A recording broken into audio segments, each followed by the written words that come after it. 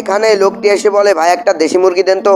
ঠিক আছে। আর এদিকে লোকটির কৌটার ভিতর থেকে জিন আছে সবগুলো মুরগি একে একে চুরি করতে শুরু করে। এরপর জিন বাইরে চলে আসে। তারপর দোকানদার বলে, ভাইজান দেখুন এটা মোটা তাজা দেশি মুরগি, এটা আপনার জন্য দিয়ে দিব। জি জি ভাই দিয়ে দেন। সব মুরগি চুরি করা হয়ে গেছে, এখন কি করব? এরপরের কাজ শুরু করে দে যা। ভাইজান কিছু বলছেন?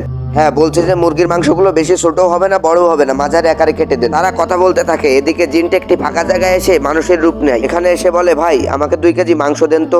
আরে এ কি, আমার মাংসগুলো কোথায় গেল? আমি তো এখানেই রেখেছিলাম। ভাই আমাকে মাংস দিলে তাড়াতাড়ি দেন, না হলে আমি চলে গেলাম। না না এখন তো আমি তোমাকে যেতে দেবো না, তুমি তো শুরু থেকে এখানে ছিলে। আস্তাগফিরুল্লাহ, ভাই আপনি এসব কি বলছেন? রমজান মাসে কেউ কি চুরি করে? ভাই আপনি কিছু বলেন না। না ভাই আপনি এনাকে একদমই বিশ্বাস করবেন না। এনারা এই ডাব্বাটা খুলে দেখুন, এর ভিতরে মাংস থাকতে পারে। না ভাই আমি এটা খুলে দেখাতে পারবো না, আপনি মাংস দিলে দেন, না হলে আমি চলে গেলাম। তারপরে তারা বক্সটির মুখ খুলে দেখে সবগুলো মুরগি এখানে। হারাম কর, তুই মুরগিগুলো চুরি করলি রমজান মাসে? তারপরে লোকটি বলে, ভাই রমজান মাসে আমার ছেলে মেয়েকে সিয়ার ইফতারি করাতে পারে না, তাই জন্য আমি এটি করেছি।